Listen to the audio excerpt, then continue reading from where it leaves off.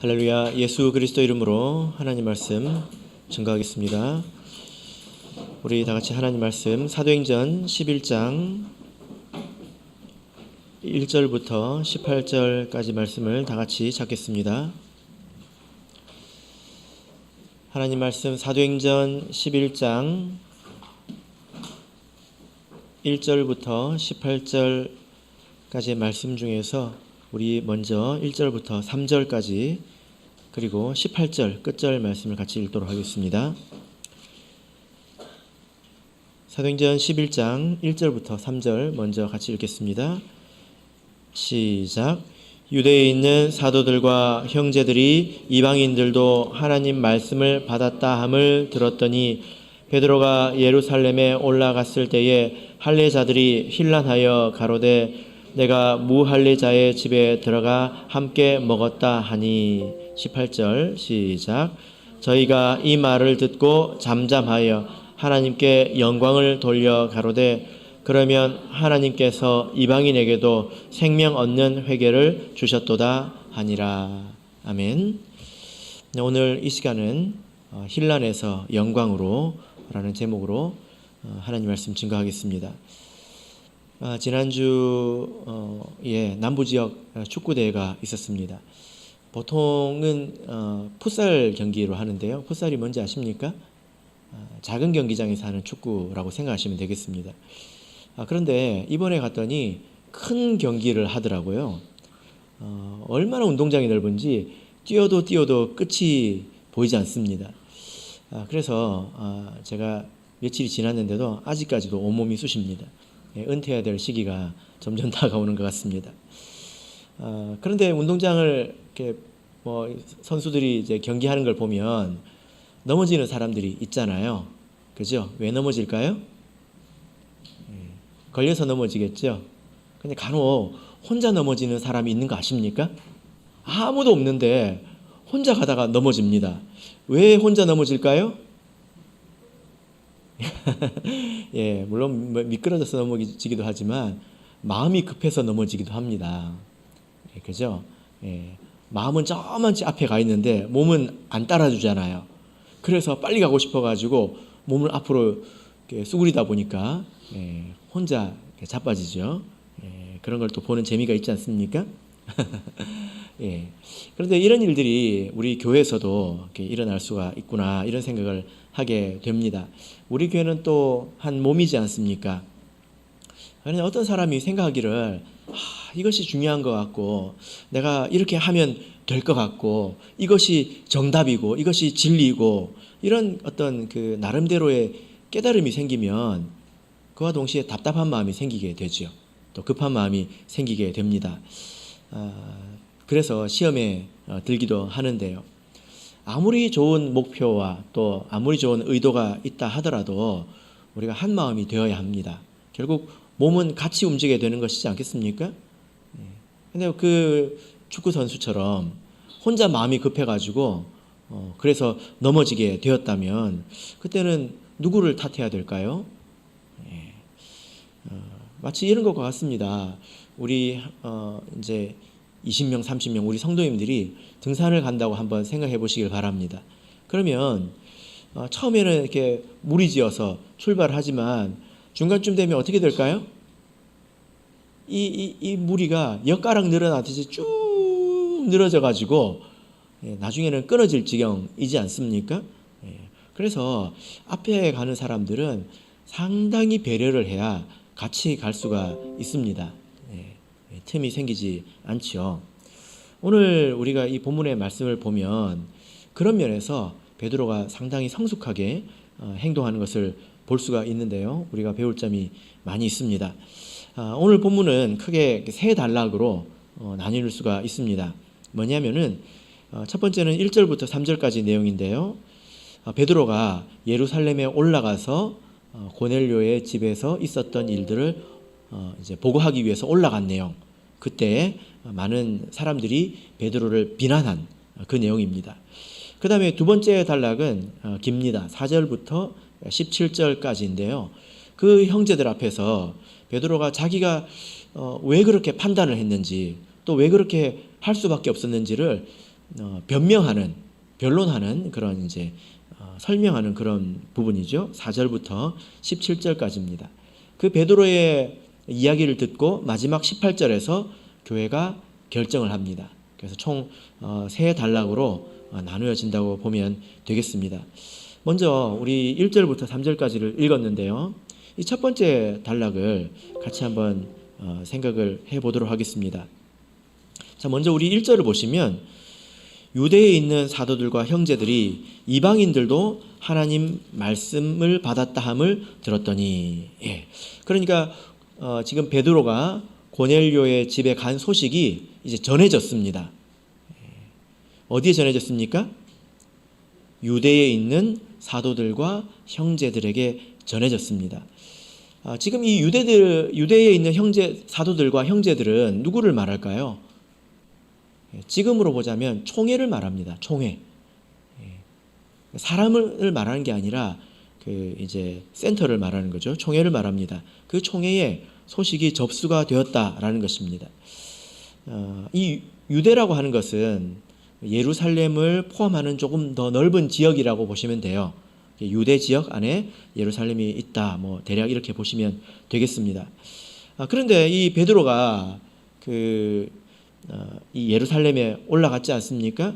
올라갔는데 어떤 일이 벌어지게 됩니까? 할례자들이 혼란했다. 이렇게 기록을 하고 있습니다. 이것은 아주 강한 비난을 이야기하는데요. 혼란했다. 우리가 이런 말씀을 읽을 때 베드로가 올라갔을 때 다른 사도들 또 형제들이 어떻게 했을까 우리가 머릿속으로 그려볼 수가 있지 않습니까? 그런데 여기 보면 혼란했다라고 밖에는 안 돼 있는데 그래서 이 말만 가지고 그 분위기를 이렇게 상상해 볼 수밖에 없습니다. 그래서 이 단어를 이렇게 보자면은 이 단어가 어떤 뜻이냐면요. 분리하다 이런 뜻입니다. 그리고 철저히 이렇게 돼 있어요. 철저히 분리하다. 원래 이런 뜻인데 철저히 분리하다는 것은 어떤 뜻입니까? 용납할 수 없다는 거예요. 완전히 용납할 수 없다는 것입니다. 그래서 이런 단어 말 뜻에서 반대하다, 논쟁하다, 싸우다, 의심하다 이런 단어들이 이렇게 파생되어 나왔습니다. 그래서 이런 단어를 이렇게 쓴 것을 보면 그 안에 있는 그 형제들이 굉장히 격앙되어 있는 상태라는 것을 우리가 알 수 있겠죠. 왜냐하면 지금 베드로가 와가지고 뭐라고 보고를 하기도 전에 혼란부터 하고 있지 않습니까? 대부분 이러지 않잖아요. 그래도 왔으니 말은 들어보고 이야기를 하지 않습니까? 여러분 베드로가 이렇게 갔을 때 경험한 일이 이런 일입니다. 하나님의 인도하심을 받아서 좋은 일을 하고 왔는데 들어보지도 않고 이렇게 비난을 한다면 베드로의 입장에서 마음이 어땠을까요? 또 이 베드로가 보통 사람입니까? 예수님의 수제자이지 않습니까? 그리고 하나님으로부터 환상을 보고 여러 번의 과정을 통해서 지금 깨달은 바가 있잖아요. 그죠? 그런데 비난을 받았습니다. 사실 이때가 시험의 순간이죠.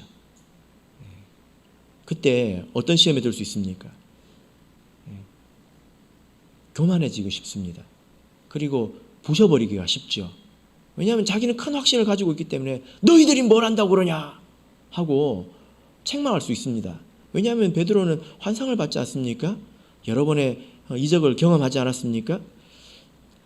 또 시험에 든다고 하는 것은 예를 들면 이런 것입니다. 자기가 가지고 있는 지금 어떤 생각을 관철하기 위해서 세력을 만들 수도 있습니다. 친한 사람이라든지 또 말이 잘 통하는 사람, 조금만 설명해도 알아듣는 사람, 그런 사람들을 모아가지고 관철하려고 할 수도 있지 않습니까? 어떤 사람들이 나름대로 깨달았다. 어떤 생각이 세워졌다. 그러면 그렇게 하려고 하는 경향들이 있습니다. 근데 베드로는 어떻게 하죠? 2절 보시면 베드로가 예루살렘에 올라갔다 이렇게 기록을 하고 있습니다. 예루살렘이 베드로를 소환한 것이 아니라 베드로가 스스로 올라간 것으로 기록을 하고 있습니다. 그리고 4절을 보시면 베드로가 저희에게 이 일을 차례로 설명하여 가로되, 차분히 어떻게 하고 있습니까? 차례대로 설명을 하고 있습니다. 그러니까 베드로는 내가 이것을 어떻게 해야 되겠다 이것이 아니라 교회가 결정하게 하고 있죠. 교회에 보고하고 있습니다. 베드로가 어떻게 이렇게 차분한 태도를 가질 수 있었을까? 사람이 마음이 뜨거워질 때를 참 조심해야 되는데요. 베드로는 어떻게 이렇게 할 수 있었을까요? 사실 이유는 간단합니다. 왜 그럴까요? 베드로도 원래 그랬거든요. 자기도 지금 깨달았을 뿐이지 깨닫기 전에는 어떠했습니까? 자기도 비슷한 사람이었다는 것입니다. 우리가 그것을 이제 이전 말씀을 통해서 알 수 있는데 10장을 보겠습니다. 10장 17절에서 20절까지를 보겠습니다. 자, 여기 보면 두 번의 의심이라는 단어가 나오는데, 자, 사도행전 10장 17절에서 20절 같이 읽겠습니다. 시작. 베드로가 본 바 환상이 무슨 뜻인지 속으로 의심하더니 마침 고넬료에 보낸 사람들이 시몬의 집을 찾아 문 밖에 서서 불러 묻되 베드로라 하는 시몬이 여기 우거하느냐 하거늘, 베드로가 그 환상에 대하여 생각할 때에 성령께서 저더러 말씀하시되 두 사람이 너를 찾으니 일어나 내려가 의심치 말고 함께 가라, 내가 저희를 보내었느니라 하시니. 자, 이 내용은 이미 말씀드렸죠. 여기 보면 고넬료가 보낸 사람들이 왔을 때 이제 그때 이야기인데요. 두 번의 의심이라는 단어가 나옵니다. 첫 번째는 17절에 있죠. 베드로가 하나님께서 주신 그 환상을 보았을 때 의심했다라고 기록을 하고 있습니다. 이 의심이라는 이 단어는 이게 뭐야?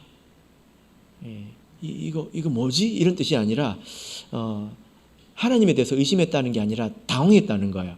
이게 하나님께서 주신 것이 맞기 때문에 당황했다는 것입니다. 그동안에 자기의 이제 믿음과 충돌하기 때문이죠. 그때 마침 고넬료가 보낸 사람들이 왔습니다. 그리고 성령께서 베드로에게 말씀하셨죠. 뭐라고 말씀하셨습니까? 두 사람이 너를 찾으니 내려가 의심하지 말고 함께 가라. 의심치 말고 함께 가라. 이렇게 말씀하고 있습니다. 여기서 이 의심이라고 하는 것은 한글로는 똑같이 의심이지만 원문은 다릅니다. 원문이 뭘까요? 이게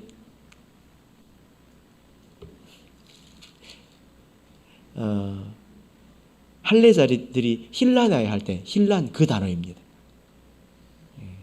원문으로는 이제 디아크리노라고 이야기를 하는데요. 그러니까 지금 베드로의 마음이 어땠다는 것입니까? 그렇게 온 사람들에 대해서 그 베드로의 상태도 용납할 수 없는, 베드로도 받아들이지 못하는 그런 상태였다는 것입니다. 거부감이 있고 똑같은 마음이었다라는 거죠. 이해되십니까? 고넬료가 보낸 사람들이 왔을 때 그런 사람들에 대한 베드로의 마음이 힐란이었다는 것입니다. 도저히 용납할 수 없는 그런 상태였다는 것입니다. 그런데 이제 이렇게 눈을 뜨지 못한 이 베드로에 대해서 하나님께서 친절하게 알려주셨지요. 그래서 베드로가 지금 이제 이해하게 된 것이지 않습니까? 베드로가 이렇게 깨닫는데 며칠이 걸렸죠? 4일이 걸렸다고 말씀을 드렸습니다. 직접 보고 경험하고 깨닫는데 이런 시간이 걸렸습니다. 그러니까 베드로는 자기가 믿을 수 없었기 때문에, 자기가 받아들이지 못했기 때문에 지금 이 사람들이 받아들이지 못하고 자기를 이렇게 힐난하는 그 상태를 이해한다는 말이에요. 그럴 수밖에 없다. 아직은 이렇게 이해하고 있는 것입니다. 그래서 하나님께서 베드로에게 차분히 설명해 주신 것처럼, 깨닫게 해 주신 것처럼 베드로도 동일하게 차분히 교회에 설명하고 있는 것입니다. 만약에 베드로가 이제 욱해가지고 너희들이 뭘 한다고 그래 이렇게 이야기를 한다면 어떻습니까? 사실은 부끄러운 일이죠. 그죠? 과거에 자기도 그렇게 믿지 않았습니까? 과거에 자신에게 침을 뱉는 격입니다. 그리고 스스로 깨달은 것처럼 자기는 그런 사람이 아닌 것처럼 행세하는 것에 불과하지요. 그죠? 예. 하나님께서 베드로에게 이렇게 환상을 주시고 또 여러 가지 일련의 사건들을 통해서 깨달음을 주시고 확신에 이르게 한 이것은 사실은 베드로에게 주신 것이 아니라 교회에 주신 것입니다. 그래서 이제 베드로도 이렇게 침착하게 설명을 하고 있는 것입니다. 우리가 이런 일들을 이렇게 생각을 해보면 우리가 믿는 하나님은 독주하는 하나님은 아니신 것 같습니다. 독주한다고 하는 것은 혼자 달려가는 거지 않습니까? 이 방향이 맞으니까 그냥 혼자 가버리는 것. 그런 하나님이 아니라는 것입니다. 지금 이방인의 구원이라는 이 문제는 엄청나게 중요한 거잖아요. 그죠? 그런데 지금 여기에 오기까지 하나님께서 많은 일들을, 많은 시간들을 기다려주시고 단계 경험하게 하시고 사마리아의 일들도 경험하게 하시고 깨닫게 하셔서 이렇게 차분히 이제 인도하시는 것을 우리가 볼 수 있습니다. 한 몸을 이제 인도해 가시는 거죠. 그래서 우리도 이것을 배워야 합니다. 내가 옳기 때문에 나 혼자 가버리면 될까요? 내가 옳기 때문에 내 생각이 맞기 때문에 나 혼자 가버리면 한 몸이라고 말할 수 없지 않습니까? 뭐가 이렇게 문제가 있는 것이죠. 그래서 우리가 하나가 되는 것, 그래서 아무리 중요한 것이라도 하나로서 함께 가는 것, 사실은 거기에 하나님의 인도하심이 있다. 이것을 우리가 꼭 마음에 새겨야 합니다. 자, 베드로가 이렇게 깨달았지만 그 깨닫는 것이 도리어 시험이 될 수도 있었던 그 상황을 베드로가 잘 넘어갔죠, 그죠?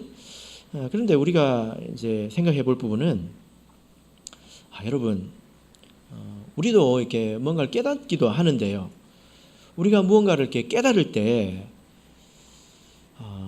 그것이 내 스스로의 착각은 아닐까? 이렇게 의심해 보신 적이 있으십니까? 많은 성도님들이 대부분 이렇게 판단을 목자님한테 위임하고 그냥 살지요. 그러나 우리가 어떤 것을 깨달았을 때 이건 나 혼자 착각하고 있는 거 아닌가? 이렇게 좀 의심해 볼 만도 하잖아요. 나 혼자 그렇게 생각을 한다면 여러분들은 어떻게 자기의 생각을 이렇게 검증하십니까? 특별히 오늘 문제는 이 본문에 나타난 이런 문제는 굉장히 중요하지 않습니까?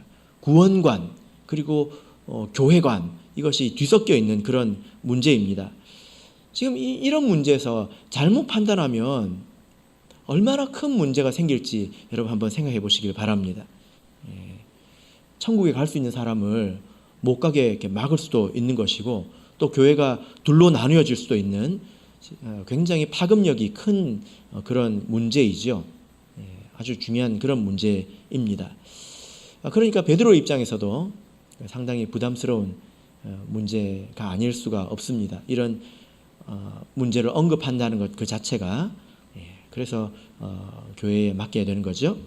자, 4절부터 17절까지를 보시면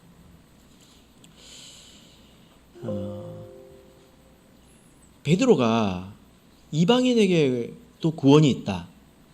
지금 우리 입장에서는 상식과 같은 것이지만 베드로 당시로서는 도저히 생각할 수 없었던 그 생각을 받아들일 때 이것이 어떻게 된 일인가? 여러분 이게 개인의 묵상과 추론만 가지고 된 일이 아닙니다. 그죠? 내 머릿속에서만 일어난 일이 아니라는 거예요. 그래서 지금 4절부터 17절까지는 베드로가 그런 깨달음을 어떻게 얻게 되었는지를 이렇게 설명을 하고 있는데 바꿔서 이야기하자면 하나님께서 베드로를 어떻게 깨닫게 하셨는가. 여기서 베드로가 네 가지 일을 기록하고 있습니다. 10장에 있었던 내용인데요. 10장의 내용을 4절부터 17절까지 다시 반복을 해서 이야기를 하고 있습니다. 그런데 이 이야기는 베드로의 입장에서 기록을 하고 있기 때문에 순서는 조금 다릅니다. 그리고 표현도 조금 차이가 있죠. 이것은 베드로가 소화해서 말하는 것이라는 것입니다. 네 가지 사건을 통해서 하나님께서 베드로를 깨닫게 하셨다 이렇게 말씀하고 있는데요. 자, 먼저 5절부터 10절까지 읽도록 하겠습니다. 5절에서 10절 시작.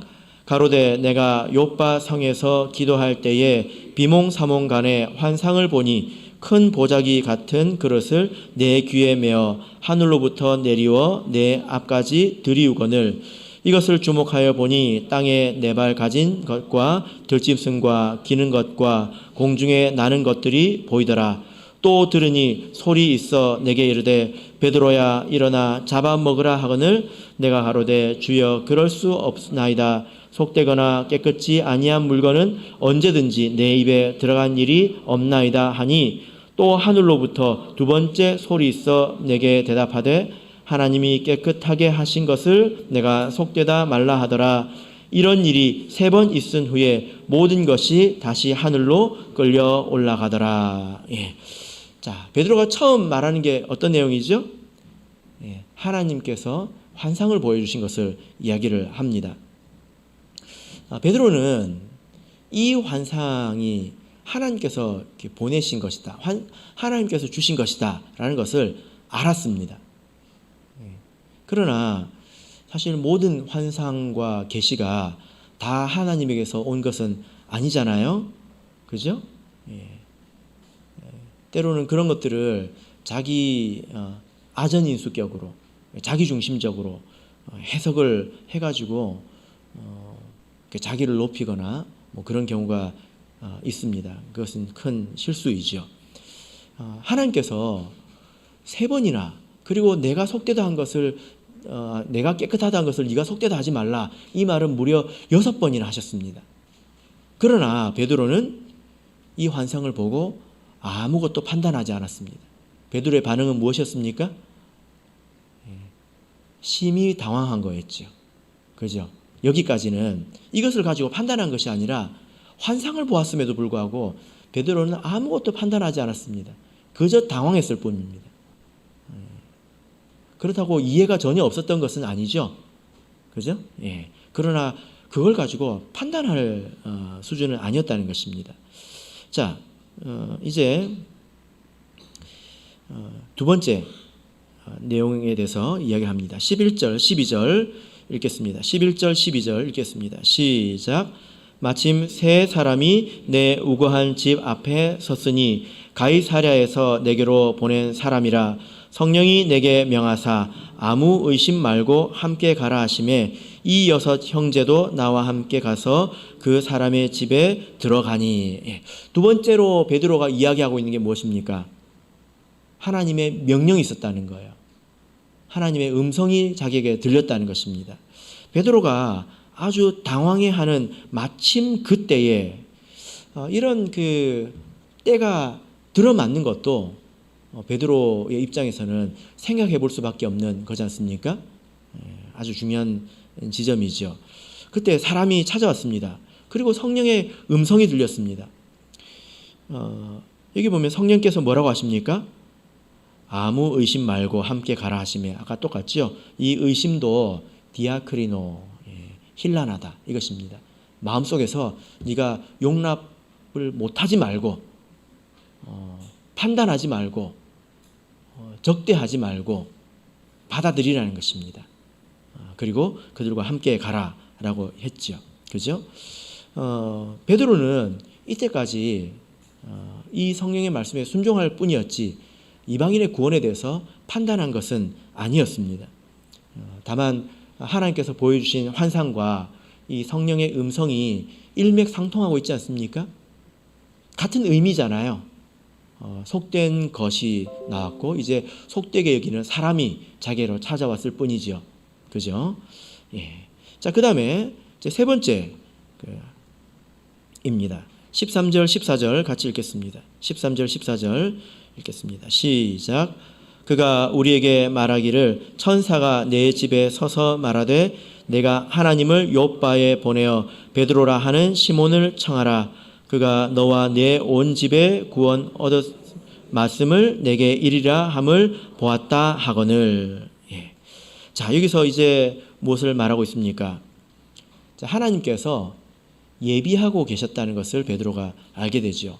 그래서 그 이방인을 따라서 고넬료의 집에 갔더니 고넬료가 일개 무리와 함께 마음을 열고 기다리고 있습니다. 놀라운 일이죠. 그죠? 근데 그 사람들이 어떻게 해서 이렇게 마음을 열고 있습니까? 어떻게 해서 마음을 열고 있습니까? 그도 환상을 통해서 천사를 만난 것입니다. 그래서 베드로가 굉장히 놀랐을 거예요. 하나님께서 이쪽에서만 일하신 것이 아니라 하나님께서 저쪽에서도 일하고 계시는구나. 이것을 알고 베드로가 굉장히 놀랐을 것입니다. 마치 이런 것 같지요. 하나님께서 큰 산이 있는데요. 이리로 구멍을 파라.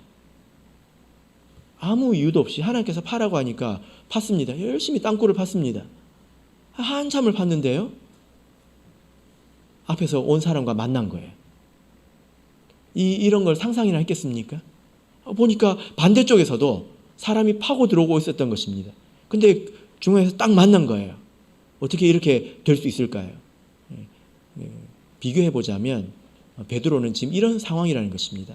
하나님께서 자기가 이해할 수 없고 용납할 수 없는 그런 말씀을 하시고 그런 명령을 하셔서 갔을 뿐인데 반대쪽에서도 하나님의 인도를 따라서 누군가가 이렇게 오고 있었고 가운데서 딱 만났단 말이에요. 그래서 큰 산에 구멍이 이제 뚫리게 된 것이죠. 이때까지만 해도 베드로는 마음속에 어떤 이제 그림이 생겼겠지만 그러나 판단하지는 않습니다. 판단하지는 않습니다. 그죠? 그러나 이 지금까지의 모든 인도하심이 어떤 하나의 방향을 향해서 나간다. 이런 감은 누구나 잡을 수가 있습니다. 선과 점과 점이 있어요. 선을 그으면 이제 가는 방향이 있지 않습니까? 점이 3개가 있습니다. 선을 그어 보니까 똑같은 방향으로 가고 있는 것입니다. 마지막에 뭐가 나올까요? 예상이 되죠. 그러나 베드로는 판단하지 않습니다. 베드로가 결정적으로 판단하게 된 것은 무엇일까요? 15절에서 17절입니다. 15절에서 17절 같이 읽겠습니다. 시작. 내가 말을 시작할 때에 성령이 저에게 임하시기를 처음 우리에게 하신 것과 같이 하는지라. 내가 주의 말씀에 요한은 물로 세례를 주었으나 너희는 성령으로 세례 받으리라 하신 것이 생각났노라. 그런즉 하나님이 우리가 주 예수 그리스도를 믿을 때에 주신 것과 같은 선물을 저희에게도 주셨음에 내가 누구한테 하나님을 능히 맡겠느냐 하더라. 예. 자, 마지막으로 가장 결정적인 것은 고넬료가 성령을 받은 거죠. 그들이 말씀을 들을 때에 어떻게 표현하고 있습니까? 처음 우리에게 하신 것과 같이 하는지라. 성령이 그들에게 임하셨다. 임하셨다라는 게 무슨 뜻이죠? 임하다. 임하다는 건 내려온다는 것입니다.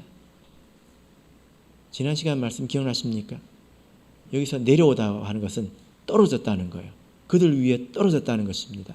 그래서 마띠아의 제비 이야기를 통해서 이건 하나님의 선택에 의미가 있다 이렇게 말씀을 드렸는데요. 성령이 그들에게 임했는데 내려왔는데 어떻게 하고 있다고 하고 있습니까?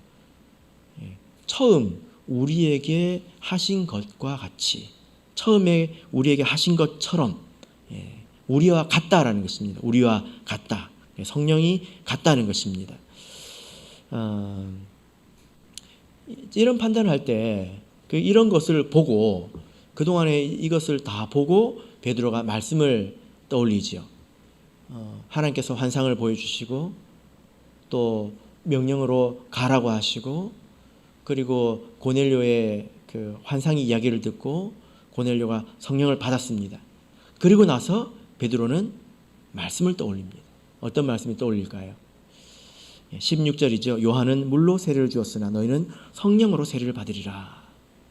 예수님께서 하신 말씀입니다. 어디서 하셨을까요? 자, 사도행전 1장을 보겠습니다. 사도행전 1장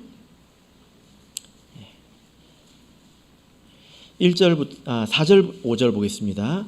사도행전 1장 4절 5절 같이 읽겠습니다. 시작. 사도와 같이 모이사 저에게 분부하여 가라사대 예루살렘을 떠나지 말고 내게 들은 바 아버지의 약속하신 것을 기다리라. 요한은 물로 세례를 베풀었으나 너희는 몇 날이 못되어 성령으로 세례를 받으리라 하셨느니라. 이 말씀을 베드로가 떠올리고 그들에게 이제 세례를 주었다라는 거죠. 자, 이 말씀은 세례를 부정하는 그런 말씀은 아니고요. 성령을 주시는 분은 예수님이다라는 것입니다. 자, 우리 마태복음 3장을 보실까요? 마태복음 3장 11절입니다.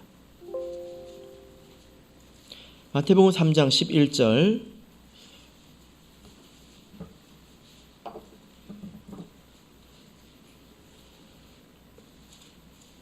마태복음 3장 11절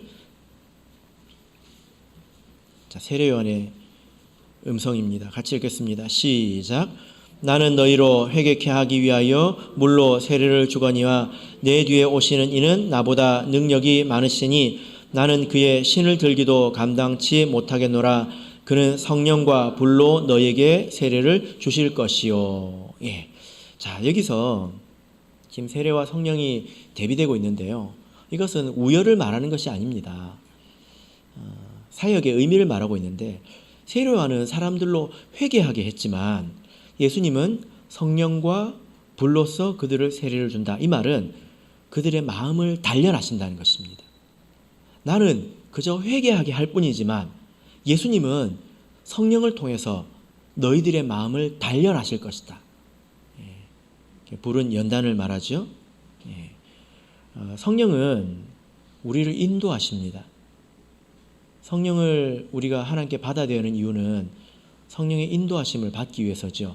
물론 성령께서 우리가 자녀된 것을 인치신다. 이제 그런 받는 것 자체의 의미도 있습니다.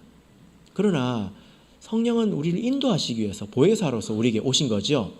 그래서 우리를 인도하신다고 하는 것은 죄에 대해서, 의에 대해서, 심판에 대해서 책망하신다. 이렇게 요한복음에 기록하고 있는데 무엇이 죄인지, 무엇이 의인지, 어떻게 판단하는 것이 제대로 판단하는 것인지 우리를 깨우쳐 준다는 것입니다. 우리의 마음이 굽어져 가지고 뭐가 죄인지 잘 알지도 못하고 뭐가 의로운 것인지 좋은 것인지 잘 알지 못하고 그러니까 판단도 제대로 못하고 이렇게 살아갈 수 있잖아요.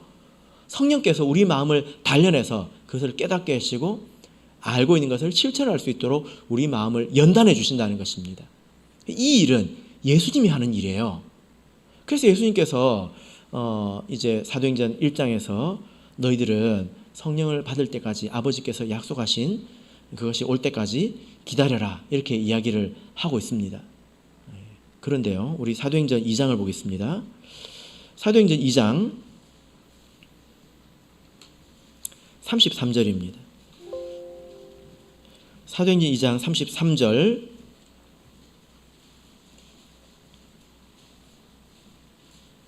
사도행전 2장 33절 자, 읽겠습니다. 시작. 하나님이 오른손으로 예수를 높이심에 그가 약속하신 성령을 아버지께 받아서 너희 보고 듣는 이것을 부어주셨느니라. 예. 자, 여기 보면 성령을 부어주시는 분은 누구이죠? 이 말씀 잘 읽어보세요. 성령을 부어주실 수 있는 분이 누구이죠? 예. 예수님이에요. 하나님이 오른손으로 예수를 높이셨습니다. 그가 할 때 그는 예수님을 말해요. 예수님이 약속하신 성령을 아버지께 받았습니다. 사실 이것도 오역인데요. 이렇게 하면 예수님이 성령을 받은 게 되잖아요. 그게 아니라 원문을 보면 성령의 약속을 받았다라고 되어 있습니다. 예수님께서 성령을 줄 수 있는 권세를 받아서 너에게 주셨다. 그래서 이 말씀을 통해서 보면 성령을 줄 수 있는 권세는 누구에게 있습니까? 예수님에게 있어요. 그런데 그 고넬료가 성령을 받았단 말입니다. 그 말은 무슨 말입니까? 예수님께서 그를 받아들이셨다는 거예요. 그래서 이 말씀을 통해서 그 모든 사건과 이 말씀을 통해서 하나님께서, 예수님께서 그를 받으셨다 하고 결론을 내린 것입니다. 그리고 그것을 교회에 보고하고 있죠. 판단은 교회에 맡기고 있는 것입니다. 자, 이제 본문으로 돌아가겠습니다. 18절입니다. 18절 같이 읽겠습니다. 시작. 저희가 이 말을 듣고 잠잠하여 하나님께 영광을 돌려 가로되 그러면 하나님께서 이방인에게도 생명 얻는 회개를 주셨도다 하니라. 자, 이제 우리가 그 마지막으로 이렇게 비교해 볼 것은 뭐냐면은 베드로가 지금 4가지 일을 겪었지 않습니까? 그죠? 4가지 일을 겪었거든요. 그래서 베드로가 내린 결정은 뭐죠? 자, 10장을 보겠습니다. 10장 47절을 보면 베드로가 내린 결론이 뭐냐? 47절 이에 베드로가 가로되 이 사람들이 우리와 같이 성령을 받았으니 누가 능히 물로 세례 줌을 금하리요. 베드로의 결정이 무엇입니까? 세례를 금할 수 없다 이거지 않습니까? 그죠? 자, 그러면 우리가 방금 11장 18절을 읽었는데 그 베드로의 이야기를 들은 교회의 결론은 뭐죠?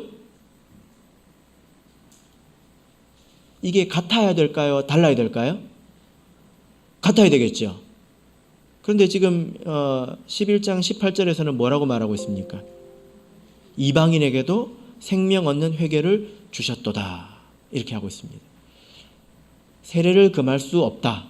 생명 얻는 회개를 주셨다. 이 말은 같은 말일까요? 다른 말일까요? 예.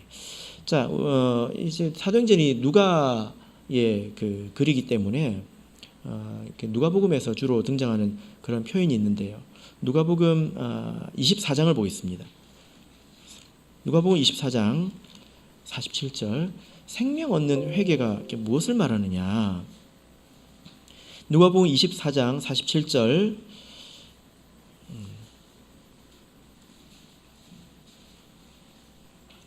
누가복음 24장 47절 읽겠습니다. 시작. 또 그의 이름으로 죄사함을 얻게 하는 회개가 예루살렘으로부터 시작하여 모든 족속에게 전파될 것이 기록되었으되. 여기 보면 죄사함을 얻게 하는 회개가 전파된다. 회개가 전파된다. 이렇게 이야기하고 있는데 이 회개는 무엇을 말할까요? 누가복음 3장 3절을 보겠습니다. 누가복음 3장 3절입니다.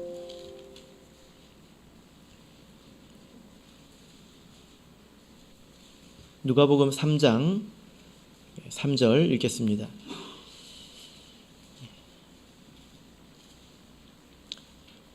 시작. 요한이 요단강 부근 각처에 와서 죄 사함을 얻게 하는 회개의 세례를 전파하니. 여기 보니까 죄 사함을 얻게 하는 회개의 세례라고 이야기하고 있습니다. 그래서 이 회개라고 하는 것은 회개하고 죄 사함을 받는 세례를 받는 것을 이야기를 하죠. 이것이 이렇게 표현이 된 것입니다. 자, 그래서 이방인들에게도 생명 얻는 회개를 주셨다. 회개할 기회를 주셨다. 회개를 통해서 죄 사함을 받아서 세례를 받고 생명 얻을 수 있는 그 기회를 주셨다. 이런 뜻이 되겠습니다. 그러니까 이 베드로의 결론과 이 교회의 결론 이게 같습니까? 다릅니까? 같죠. 그렇죠? 그렇게 되는 것입니다. 그리고 마지막을 보시면 이들이 하나님께 영광을 돌리고 있습니다. 원래 그 많은 입에서 어떤 소리가 나왔습니까? 신란이 나왔었죠. 비난의 말이 나왔습니다. 그 신란의 말에서 이제 하나님께 영광을 돌리는 영광의 말로 이제 변화된 것을 이렇게 볼 수가 있습니다. 참고로 하나 이렇게 좀 말씀드려야 될 부분인 17절의 말씀인데요. 17절 보시면 그런즉 하나님이 사도행전 11장 17절입니다. 그런즉 하나님이 우리가 주 예수 그리스도를 믿을 때에 주신 것과 같은 선물 할 때 이 선물은 성령을 말하죠. 자, 이 말씀을 보면 성령은 그러면 언제 받는 것입니까? 주 예수 그리스도를 믿을 때 받는 거죠.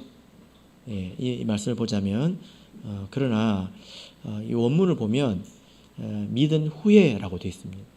믿은 후에. 믿는 것이 곧 성령을 받는 것이 아니다라는 이제 확실한 이제 말씀인데 오역이 돼서 쓰기가 힘들어요. 근데 도리어 잘 모르면 이게 할 수 있죠, 그죠? 그래서 참고적으로 여러분들에게 말씀을 드립니다. 그래서 이런 그 일련의 과정을 통해서 교회가 한 걸음 더 나갈 수 있는 준비가 되었습니다.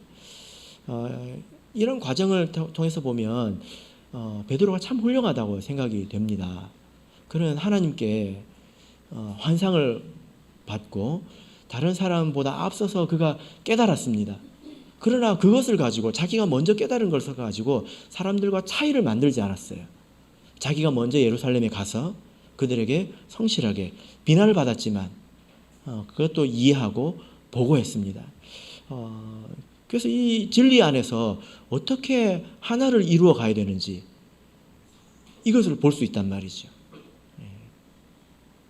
우리가 자칫 잘못하면 나잘난이 될 수 있습니다. 나잘난. 내가 잘났다는 거지. 내가 깨달음이 더 많다. 그런데 교회보다 앞설 수 있는 사람은 없습니다. 결론에 가서 보면 그렇다는 거예요. 그죠? 왜냐하면 하나님께서는 교회를 구원하시기 때문입니다. 방주를 구원하시죠. 베드로가 그런 것을 알았기 때문에 이렇게 교회와 갔습니다. 마음만 급해가지고 막 달려가는데 그냥 이제 마음이 급해가지고 막 상체가 쏟아집니다. 벌써 앞으로. 다리는 저기 뒤에 있고요. 그렇게 되지 않도록 베드로가 차분히 박자를 맞췄다는 것입니다. 그리고 오늘 본문을 통해서 우리가 또 깨닫는 것은 하나님께서 어떻게 깨닫게 해주시는지 그런 일련의 과정을 우리가 살펴보았습니다. 하나님께서는 깨닫게 하실 때에는 깨닫지 않을 수 없도록 깨닫게 해주십니다. 그죠? 우리가 하나님 말씀을 잘 이해하고 분별하도록 노력해야 되겠지만 그러나 이런 면도 있다는 것을 알아야 합니다. 하나님께서 깨닫게 해주실 때는요, 깨닫지 않을 수 없도록 깨닫게 해주십니다. 이렇게 4번의 그런 과정을 통해서 어떻게 베드로가 안 깨달을 수가 있었겠습니까? 하나님께서 우리 교회를 이와 같이 인도해 주신다라는 것입니다. 이것은 베드로에게 주신 것이 아니라 이제 교회에 주신 것이죠. 우리가 이 말씀을 잘 생각할 때에 우리가 어떻게 한 몸으로서 진리 안에서 전진할 수 있는지 우리가 배우게 됩니다. 바라옵기는 저와 여러분이 이 베드로와 또 교회를 통해서 교훈을 얻으시고 하나의 대회에 힘쓰시기를 예수 그리스도 이름으로 축복합니다. 우리 다 같이 찬송하겠습니다. 485장 찬송하겠습니다.